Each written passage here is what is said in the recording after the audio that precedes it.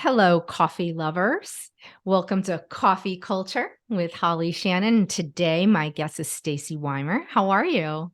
I'm very good, thank you. Thank you for having me on the show. I'm excited to have you because I think we met on Clubhouse, right? Is this where we Yes, originally met? And we spent quite a bit of time chatting in those rooms because social audio is a lot of fun, and probably totally. spent too many hours in there. And we went on to connect uh, off of the clubhouse and into a bar.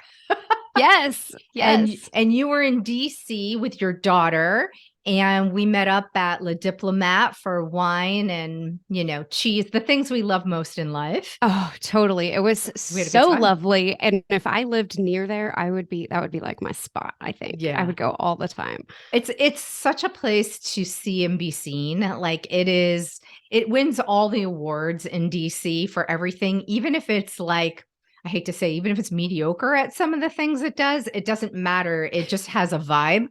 And yeah. So that's where It we was met. so fun to meet in person. It was I really nice. love it when that happens, when you get to know someone a little bit online and then you strike a good enough connection that you want to meet in person. It's an awesome thing. It was I so fun. know. So we had the wine meetup. We are going to talk about the coffee meetup, but I just want to Totally. tell everybody a little bit about Stacie. So she's 44 Hmm. and twice divorced, Hmm. and she is a single mom of a gorgeous daughter named Lainey, who is just crushing it at this thing we call life. And she is applying to colleges right now. And having been through that with my son, I know exactly where she's at. You're at that critical part of ready to launch the child because they're so capable. And at the same time, you're staring down the empty nest, and it's like, damn it, I'm not ready for that part yet. So we probably will Totally. dive into that a little. And by day, she's in sales, but her real heart lies in her creative side, where she has a podcast called Man Shopping with Stacie. So I'll put that in the show notes so that you can catch up with her. She's also writing a book, which actually came before the podcast. So we'll probably talk about that a little bit too. Um, and she loves to cook and bake, and she especially loves coffee, because if you go to her Instagram, you'll see Yes. lots of coffee shots with Stacie. And she's a bit of an extrovert like me. So with all of that said, you are man shopping and writing a book that kind of taps into that. So let's get into that sexiness. And Mhm. I want to know about the coffee date, because you have gone on a lot of dates since launching this. And is it your favorite way to meet people for the first time? And if yes, why? And if it's not, let me know. Thank you for asking. It's actually a little bit of a controversial topic because I feel like people who go on a lot of coffee dates go on a lot of dates in general. Meaning they are someone typically who is using dating apps, which I definitely talk about on my podcast and in my book. I'm a fan of Bumble dating. And so if you're on a dating app and dating frequently, and I'm telling you multiple times a week, a lot of people go on a lot of dates. They are doing a lot of coffee dates because of the economic factor and time factor, right? You can meet someone and not spend a fortune or a tremendous amount of time. So it makes a lot of sense if you are casually dating or just out in the dating world.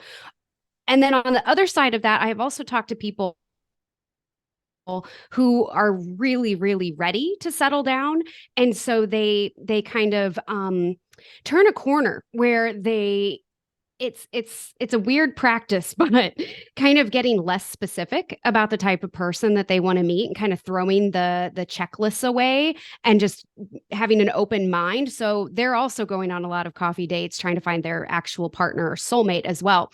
I don't fit into either of these categories. I actually, as much as I love coffee, I reserve that more for my daughter and my girlfriends. I have gone Interesting. on coffee dates, but I am of the camp of quality over quantity. And so I try to vet very, very carefully at this point in my dating life, as I've been single and dating for about 3 years. So when I meet someone that I really want to go offline with, I'm hoping more for a dinner date or a happy hour date, maybe where there is just a little bit more lingering, a little bit more buildup, a little bit of excitement, and a little bit of investment, if that makes sense. No, it makes perfect sense. So I always assumed, and I shouldn't assume this, but for somebody in the dating world, I felt like, well, the coffee date is kind of safe because it doesn't require you to have dinner. It's not, Mhm. rolling into that. And if you're not really connecting with somebody, sometimes it's a little hard if you're already like sitting at the bar and the bartender's like, hey, are you guys staying for dinner? And then it's awkward. Awkward. So I'm Mhm. thinking like the coffee date is so much more efficient and kind of allows you to roll it into happy hour if you feel like it, but it sort of takes that out. But at the same time, I never thought of it as how you were saying, where it almost turns out to be like speed dating. There's no quality in it. It can be that way, but what you're saying makes complete sense too. And I've talked to tons of singles who do go on coffee dates, and it doesn't necessarily mean that they're not taking it seriously or that they're meeting hundreds of people a month or anything. So what you're saying is valid and accurate, and I would not be opposed, to meeting someone for a first date over coffee at all. Like not at all. It just hasn't happened a ton for me. But I have gone on coffee dates for Mhm. sure. Mhm. But in the end, it's all about connection, and it sounds like you really work on heavily vetting people, like spending time with them, messaging, maybe doing FaceTime or that type of thing before, you invest your time in that happy hour slash possibly dinner or both, sounds like. Yes. Yes. And I think happy hour, to your point, is also kind of a safer date for your Mhm. first date too, because like you said, you can be like, oh, I gotta run off. I have, dinner plans, or I have somewhere to be this evening, or whatever. Whereas a dinner date is reserved for someone that like you have no doubt that you really want to put some time in, and it's going to go pretty well. And you can usually tell if you spend enough time talking with someone. Mhm, mhm. Well, happy hour, I know that you do happy hour well, because when we met, like, you were, like, the best girlfriend immediately. You're like, "Wine, let's have rosé, All of it. charcuterie, bring on the carbs, bring on the cheese." I knew we were, like, kindred spirits, like, Yes. immediately because, Yes. you just can't do happy hour without all of those lovely That's right. things. And let's be real, happy hour is dinner. Like I Yeah. very rarely go home like after dinner and make a meal or like order something. Like happy hour is dinner. If you do it right, it's enough. Yeah, it's true. And it's interesting because with your work, so you're in sales, you travel a lot.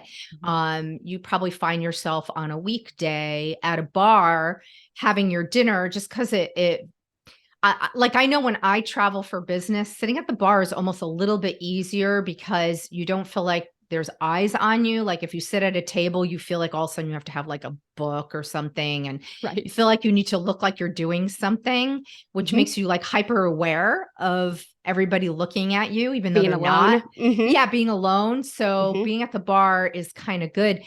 Have you accidentally fallen into some random dates just because you already were at the bar? It's funny that does happen on occasion. Not necessarily like a date, but kind of that vibe of like, oh, like you never know, this could turn into something. It happened pretty recently. I was out of town. I was in Omaha, Nebraska. I go to really sexy places, Holly. Omaha, Nebraska is someplace I go to frequently. And I was at a bar, and I had my wine and I had my dinner, and I do a thing. I oftentimes put my iPad up for either work stuff, or I've been doing a lot of travel planning for Lainey and I. And so sometimes I am that geek that sits there and like scrolls rather than like watching the television or something. And anyway, there was this man next to me, and I don't even remember. He was dressed really nice, like in a blazer, but he had a ball cap on, like a New York ball cap. And I was like, I don't remember what happened, but we did start talking. And I was like, I think we're feeling each other out over here. He's not married and blah, blah, blah. But It didn't go anywhere. It was interesting though. I'll tell you, he was there in Omaha, Nebraska, starting a restaurant. He was a sommelier. He was the wine expert for this new restaurant from an out of town chef. And like, well, this is like up my alley of fun conversation. And he has a teenage daughter, and so we're like hitting it off. But then it was kind of like this story that I'm all too familiar with, where he is separated, not yet divorced, Oh, yeah, and they yeah. live in That tiny Brooklyn. And little oops yeah, there. they live like right, like in the same building, but it's been like 3 years. Mm. Like, and like I have heard this so many times. Like, what? How do you just not get divorced after 3 years of separation? And you can talk to me about health insurance and taxes and money and stuff all day long, and I don't buy it. I'm like, Yeah, it if sounds you more don't like want to an be married, open like marriage. Hashtag open marriage, right? exactly, exactly. But that was like a recent connection that I made, Oh, well, not a date. I'm sorry that didn't work out there. You know, we were we were talking about our podcast before, and so being a podcaster and talking to other podcasters, um, dividing all our time is really, really hard. So you have your day job, you have, we'll call it your night job with the podcast and writing, Yeah. like your creative endeavors. You're Mhm. trying to get your girl launched into college, and you're trying to squeeze in dating. Like, what has fallen to the bottom? Like, what's not making the cut? Dating. Yeah.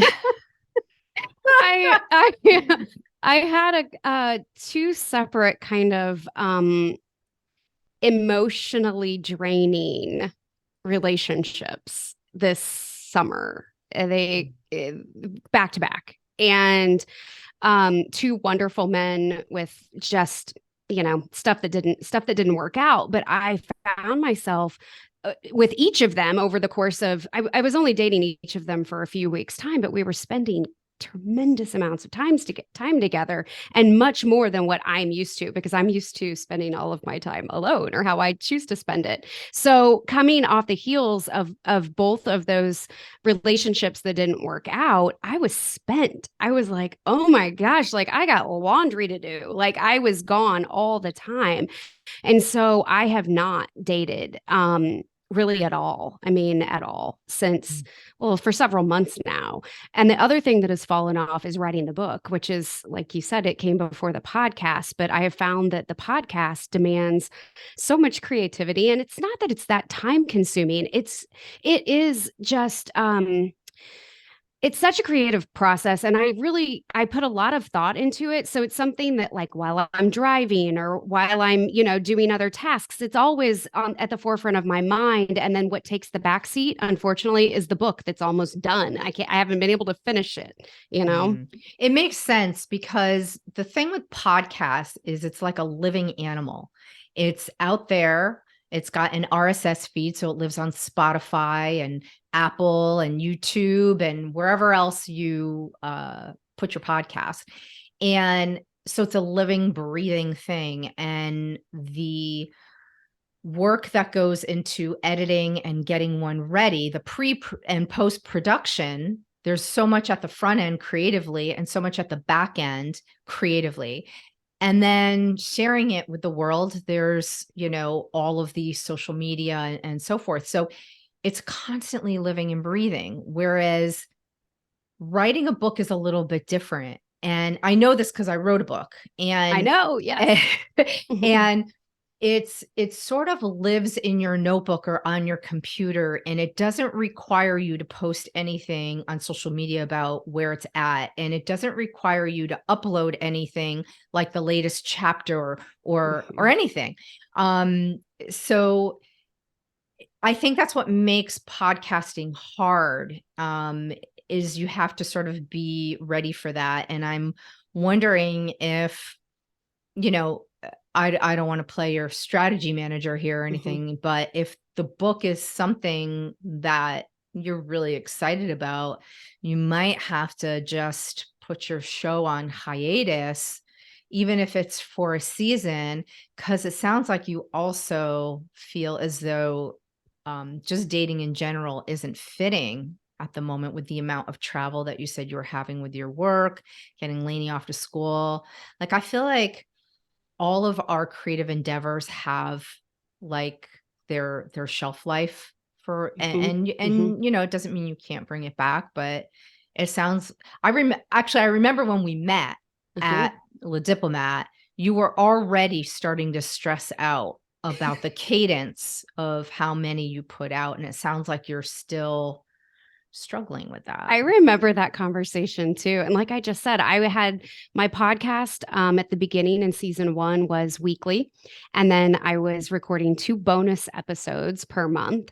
And I was so excited and so chatty that my episodes were frequently over an hour long, which was a lot of time and a lot of work. And as you said, the marketing or social media aspect and like communication with listeners was at an all-time Yes. high at the very beginning because it was new to everyone in my life.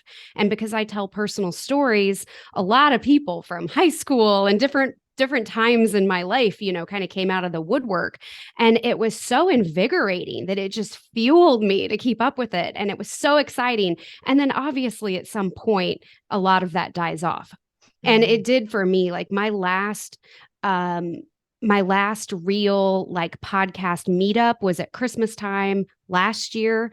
When I started season two, I peeled like I pulled back to 2 episodes per month, no more bonus episodes. And I did one brunch get together, and that's it. And that was like this past spring. So I may be due for a season of hiatus, like you said, especially with Lainey and I are going to Europe for the very first time over spring break. And then, Yay. of course, we'll have her graduation and send off to college all throughout the spring. So if I was going to halt the show for a little while and just spend my creative time on the book, it would be wise to do that like later this winter and spring, and it's definitely under consideration Mm. because I would like to launch a season where I share a lot of the book. The book is my dating stories. It's like my little black book or like my little diary of dating. So it's similar to the podcast, but no one's ever heard any of it. So I would like to do a little sneak peek book action using the podcast for that in time. Like that's my long term It's focus for the brilliant. podcast. It's brilliant. See? Yeah, no, I think it's a great idea. I love letting people live out the book with you where like, you talk a little bit about it and maybe they get interested and just buy the whole book because, That's of the course hope. they want all the stories. Yeah. Um you know, as a podcaster, immediately I'm going into strategy mode. I want to figure I out love it. how to I make need this help. work for you.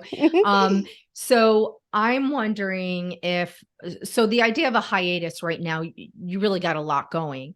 I think a lot of people don't realize there's this really great feature on their phone, and your phone has a microphone in it, and it allows you to record. And all you need here, wait a minute, I'm gonna like lean forward to grab my stuff here. Uh-huh. Da, da, da. So for people interested in this, this is something else that I do. So Hmm. here's the little lightning port that goes into my iPhone, and then I can put a little auxiliary cord. And then lo and behold, there's the little lavalier mic. Hello. That you can clip, Nice. and Lainey's driving the car and you have like a little something you want to share, and you can do the record on your phone even if it's 5 minutes. Maybe you do only got 5 minutes to man shop with Stacie today kind of thing. Like I'm doing that with coffee culture. I'm doing coffee shorts where I'm going to be sharing with my audience episodes that are like 2 to 10 minutes Hmm. Hmm. tops. And just talking about like fun things, like friends opening Central Perk around the So country in cute. Hmm. 2023, and a little bit about that and the coffee they have and stuff like that. Is it talking necessarily about connection, and the meetup and the brew? Yeah, it is kind of, it's sort of the lighter side, right? The light roast of that. Sure. That's so great. And I'm wondering if you couldn't just do a bunch of little ones and just salt and pepper in once or twice a week, a little 5-minute episode that requires very little editing. And this works for everybody, by the way, in Hmm. marketing. This little clip that you do can be your YouTube short. It could be your Instagram reel. It could be your TikTok. It could be your Pinterest. Wherever it is that you play on social Mhm. media, if you can double down in how you keep your community up to date on what you're doing, and you find a short form way of doing it, and then you repurpose it. Hello, that's what content is, right? That is brilliant. That's so Yeah. smart, Holly. It's very smart, and I appreciate it. It's something I need. It's advice that I need to heed for sure, because I'm totally capable of doing that. You've got to send me the link I'll to send you buy the the link. tiny microphone. I have. Check it. Hang on. Yeah, I'm going to put that in the show notes for everybody. Yeah, perfect. So you have that. That goes to the USB, which is good. So this one here, this one goes to the iPhone and then has the auxiliary, has this little baby in there. I don't know if everybody can Yep. see. Doo-doo-doo. I And I need that. and they have them with 2 ports. So this is like a Y, like it goes like that, and Mhm. you can do 2. So you can clip one to yourself and one with a friend if you're like just talking about their date, and maybe, or you're in the car with Lainey and you're like asking her like, what do you think about this guy? And like you're just having a conversation that's totally random. You both will be mic'd the whole time, and you can play. I don't know. It I it love just it. might I be a think that's so solution. fun. That's so fun. And like, as you're talking, me, like my brain is spinning with ideas of little things that I've wondered, like, how do I make that into a whole podcast? Or I do find myself during my podcast saying, oh, I could talk more about just that. But now I'm moving on because I have this, you know what I mean, outline that I'm trying to work off of. Of So course. I definitely could come up with little short Yeah, additions to the I'm podcast. excited Totally. for the shorts, for you, Mhm. for me, for anybody, because I feel like we all don't have a lot of time on our hands, and sometimes our attention span, mine's like the size of a gnat these days. Like I can't watch or do anything for lengths of time like I used to, just because I've been trained by social media to consume things fast. So I feel like the shorts are like really easy. Like if someone's going for a walk, they could take a couple of them in, they're prepping dinner, they listen for 5 minutes. And then of course there's the long ones for those who really want to have, like, really want to dive into conversations like what we're having, where we're talking about connection and the meetup, and dating and nostalgia, and all those fun things in life.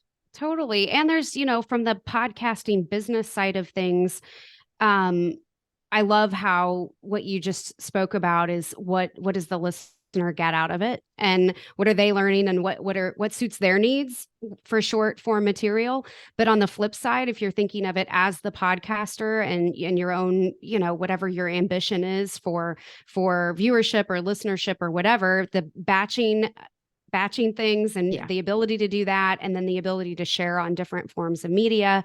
And there's so much to be said for consistency so far as building your listening audience. And I've always kept to a schedule, and I still do. I'm only releasing 2 weeks, but it's every other Friday. You can count on it like clockwork. It will happen. And I used to release every single Friday, and I'm kind of blasted everywhere. Well, it's 2 weeks now, but you lose a significant amount of downloads and attention, and even on social media when you're not constantly like teasing like this week. When it Mhm. goes to every 2 weeks, it's less and less and less. So while my podcast is still growing, not at all at the pace that it did at the beginning. I mean, it's Yeah. crazy how quickly it changes. So to be able to even fill in every other week, so that I do have a weekly podcast, but every other week it's super short.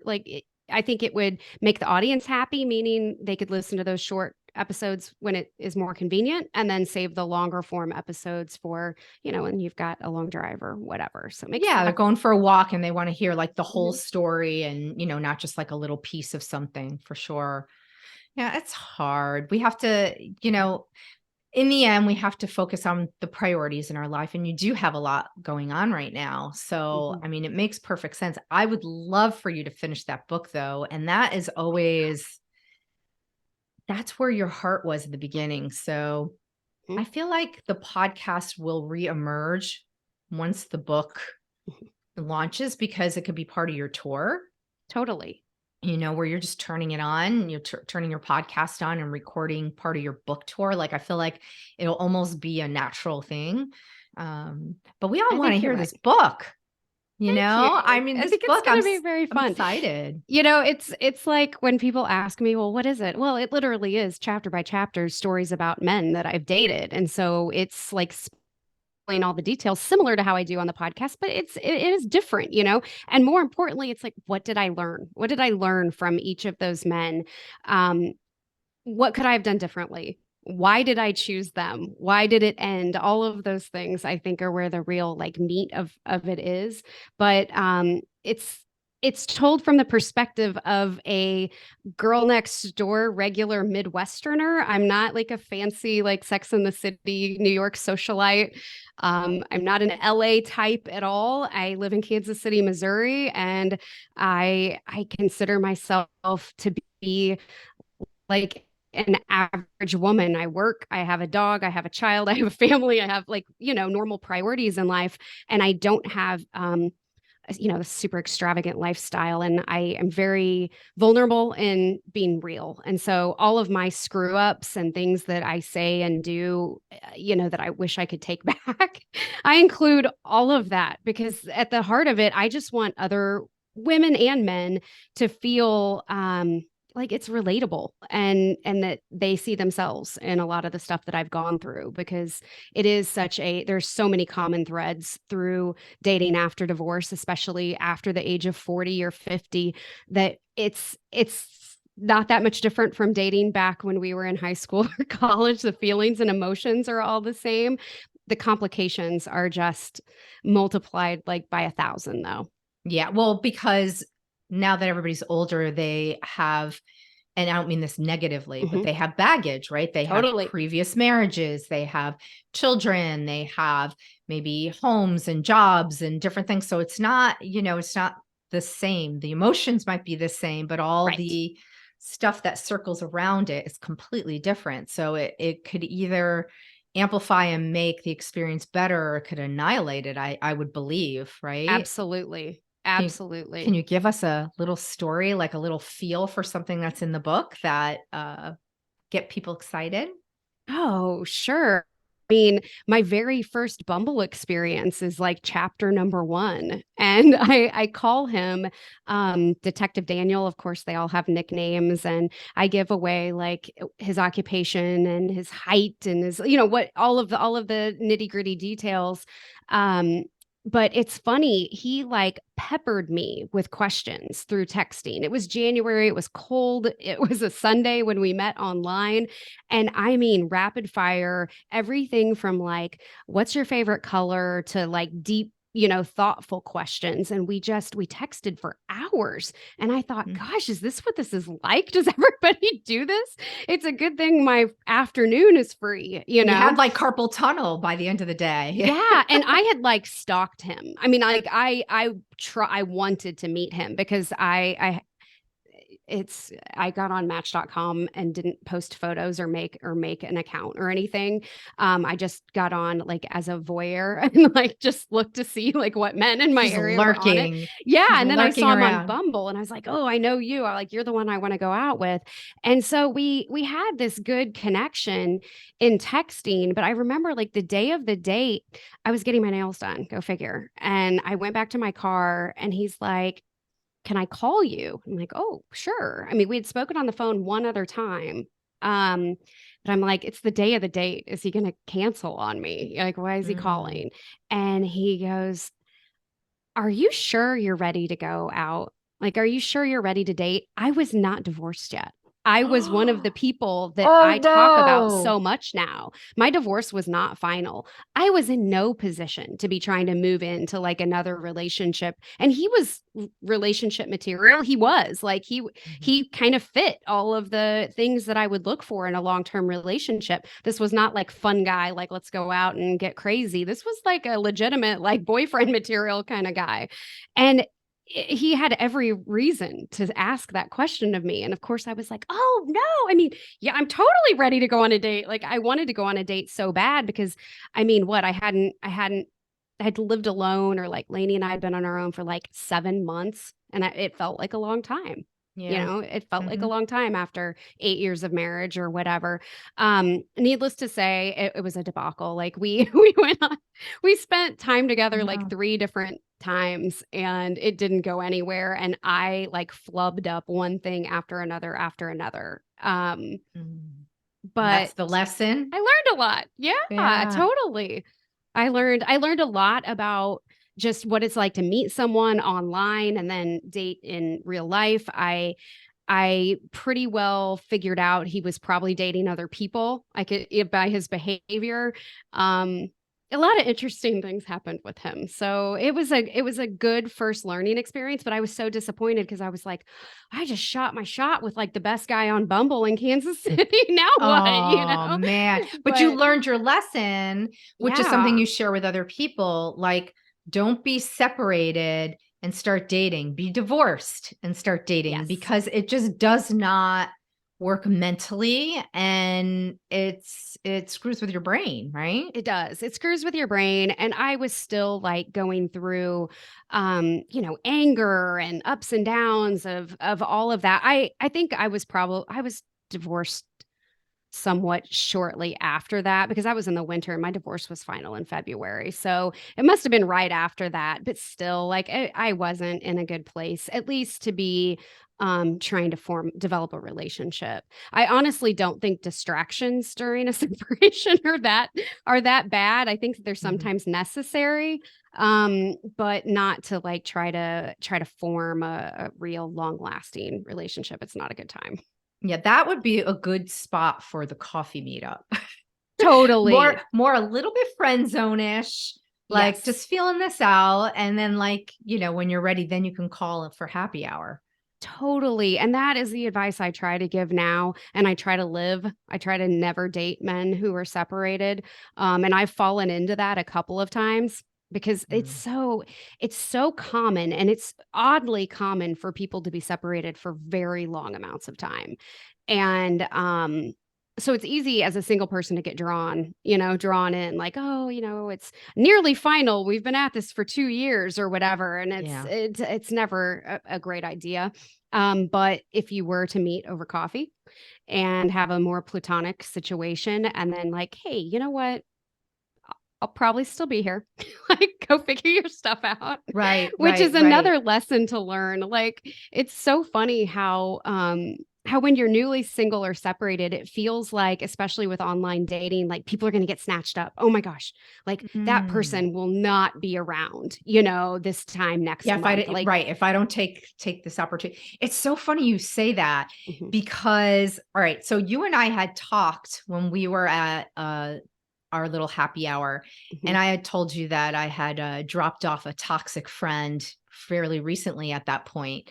mhm. So much so that there was definitely some Bumble stories that she had sort of drawn me into.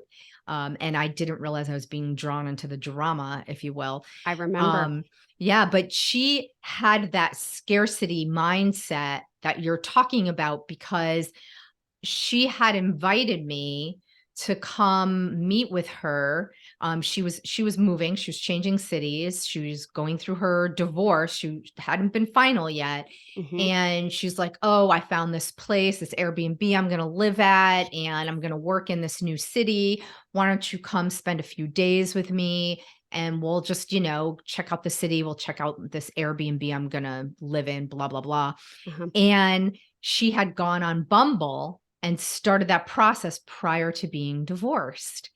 And she was of so she invited me, but she didn't tell me she was doing this. And she wasn't technically going to be living in that city for another 4 months. So she was just She's going basically a traveler, like a so she was visitor. going there to check out the Yeah. Airbnb, make sure it's a place she could live, and then she was going to do all the contracts, and then she'd move there 4 months later. But she invited me in January in preparation for April is really what it was. And when I got there, she's like, "Oh, so I have this date. I'm going on a coffee date for like breakfast tomorrow morning and then happy hour the next night. And, I'm just going to basically be doing cocktail hour the next few nights, everything. And I'm thinking, shit, I flew Mhm. down here to spend a few days with her to embark on like what will be her next journey in life. Right.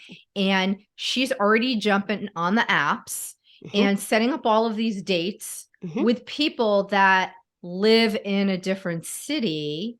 Mhm. But this talks to that scarcity mindset you're talking about, because she wasn't going to be there for another 4 months. I'm like, what the hell are you doing? Like, Mhm. first of all, so every night you're happy houring with somebody else. So what am I supposed to be doing? Why did I even come So here? rude. It Yeah, is. It's exactly. so She was so rude. toxic, Uh-huh. and she's like, and her like passive aggressive side was like, well, you just wait at the hotel and I'll text you when we're done. And I'm like, I'm a big girl. I'm in a city. I'm going to take myself out for cocktail hour. Yes. Thank you very much. Yes. But she had this mindset, and I'm like, why are you even like hooking up with these guys and going on a happy hour date or a coffee meetup or whatever?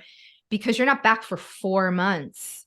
Like, Mhm. they're going to be on to other things, or they're Mhm. going to be like, now you're going to come back and 4 months later they're going to want to, hook up with you again if you didn't like them. Like, there's so Mhm. much wrong with that. I couldn't even begin. It Yep. was horrible. It's horrible. You were going for girl time and to be supportive at a transition point in her life, and she was just self-absorbed with getting out and dating, which Yeah. happens a lot. Happens a Yeah, but lot. It's it's very just so common interesting, behavior. like you were even saying, like, well, if I Mhm. don't go out on a date with this guy that I found right now on Mhm. Bumble, like, I'm not going to be able to meet him a month from now when probably mentally I'm really more ready to be meeting this person, right? Right. It's so true. It's so true. But those are great learnings. And you don't know sometimes until you experience some of it. It'd be Mm. interesting to know where that woman is in life now. Like if she, do you know? Like, did I she do, fall but for I'm one not of them? I'm Yeah, it's not gonna, okay. yeah, I can't really go there. Mm. Like I said, Mm-hmm. she was toxic, she was passive Mm-hmm. aggressive. She is firmly out of my life now. Interesting that Good. even as a woman who is not in her teens or 20s or 30s or whatever is still experiencing some of the crap I did back in high school, college, and corporate. Oh, Um, Holly, this uh, is this is my world. This is I'm yeah, it's telling like you, it it's feels it's like so that. bad, right? Mm-hmm. Like, women, hello, like, we need to support each other. Like, there's enough Yes. bullshit out there happening in social media that'll make you feel less than. Don't do it. Like, if you actually can have connection with somebody and support and Mm-hmm. whatever, like, don't don't screw it up. Like, don't. It's so hard. Totally. I will tell you, I have gotten rid of all of those fringe friends, and I have, Mm-hmm. like, I could count on one hand right now who some of my closest peeps are, and it's enough. Yep. It's all that you need, because as soon as you bring in people who really aren't in it to win it with you, Mm-hmm. they suck the life out of you. They really do. I talk about this with my close girlfriends a lot, and I completely agree. Completely agree. Especially at this point in your life when your time is kind of, it's hard to make time. And if you're going to make time out of your life to spend it with other people, hopefully it's a very mutually fulfilling and very balanced situation. And Absolutely. I definitely understand, and it is just all too common, the story of your friend. It's such typical behavior that people revert back to like who they were, like the whole sowing your wild oats, and it's real, and some people do it for years after the divorce. That combined with the behavior of immediately getting remarried or in a serious Yes. relationship, most common. Yes. The most uncommon, honestly, is where I'm at. Like, Hmm. I don't date a ton. I'm open-hearted. I'm not scorned or bitter. I would love to meet the next love of my life, but it'll happen. You know, I'm not in a rush. And like it takes a long time to get to the point where I'm at. It's been 3 years, you know, and this feels different where I'm at right now than it did 6 months ago or a year ago. It's just this weird evolution and I'm down for it. Like I'm playing the long game. I'm good. I think that's awesome, but to have allowed that time to get to this place, you sound so clear. Like you really understand who you are and what you want and what you're not going to deal with. And I think a lot of people compromise along the way because they feel like, well, I'm single, I'm of a certain age, there's not a lot out there. If I don't move fast, these guys are dating younger girls, so I'm going to miss my opportunity, whatever. Like, I guess if you really set yourself up with that mindset, then you're going to feel anxious all the time and you're not going to Yes. get it right. And it sounds like you've moved past all of that and So you are much just in of a it good place. so much of it is so superficial, especially with online dating. You're making decisions based on what people look like for the most Mm. part, you know, Mm-hmm, and mm-hmm. it's, and, you know, social media, same thing. It's like you're just kind of seeing just the highlight reel or the best facets of somebody's life or whatever. So it is very hard to strike like a real understanding of who a person is unless you're set up with someone or you know someone from your past or your friendship circles or whatever. It's very challenging. So I try very hard to not be judgy of how men and women, you know, make their decisions so far as dating or engagements or whatever. But I do find myself very frequently having conversations with men and women, reminding them of how great they are and how they should not lower their expectations of a partner. Period. End of story. Because a lot of the times I'll say, okay, look, like I have this friend, I don't know, I'll call her Janelle, right? I'm like, Janelle, you're fantastic. You have the greatest heart. You have a great career. You have two beautiful children. They're almost off to school. She's worried about like her financial situation isn't exactly where she wishes it would be. She feels a little bit of shame because of it. Um, she is one of the funniest women I have ever hung out with. She has just great support system. I could go on and on. And she was telling me about how another one of her friends was like, you got to stop being so picky. You know, you need to Mm. start like just kind of take what you can get. And I'm like, no, that is No. horrible advice. Like you are deserving of what you're looking for. Don't settle for, I mean, if you exist, a great guy who is a match also exists. I mean, if I'm out here pretty well, you know, on a healing process and pretty well at a good point in my life and happy, you know, as an individual, then I will meet a man who is similar, you know, in Mm-hmm. that at some point too. It's And that we'll law of attraction, right? right. But Totally. what a gift that you take it upon yourself to really let people know what their worth is. I think when too much time has gone by, getting the right date or just finding people in general, you feel like you need to compromise. And I think you're right. I think that advice that your friend gave Janelle was terrible advice because why shouldn't she hold a high standard? She holds a high Of standard course. for herself Mhm. and probably for her children.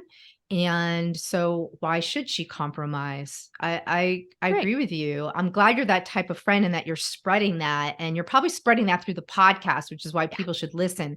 But I Yeah. feel like your truth lives in that book. So I'm going to push you from Thank you. behind here to keep doing that book because I feel like so many people are going to relate to it. And we definitely, maybe what we'll do is we'll have you back on when you launch that, or maybe when you're in the area, we can do like a little Yes. event. We'll have like a coffee, wine, book party, something of some Perfect. sort.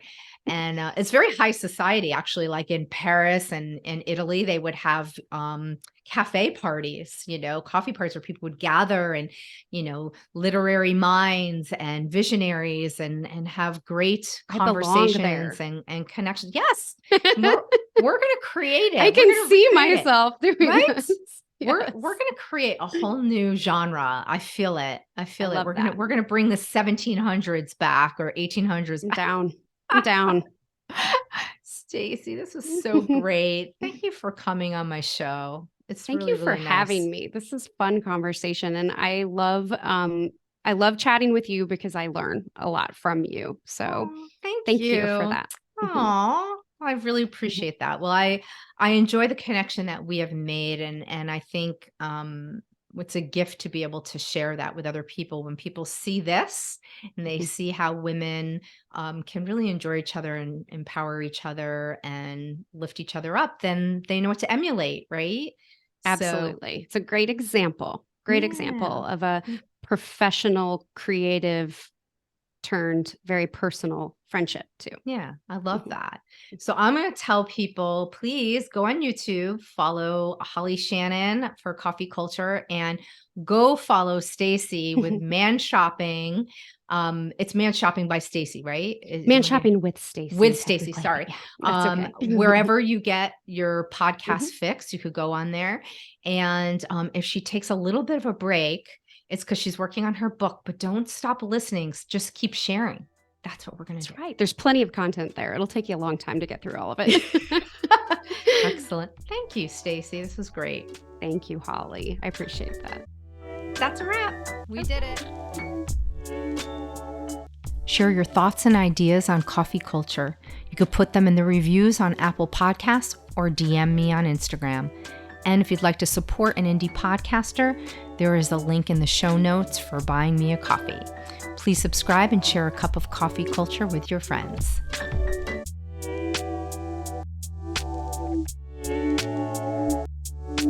This season is produced by Pale Blue Studios.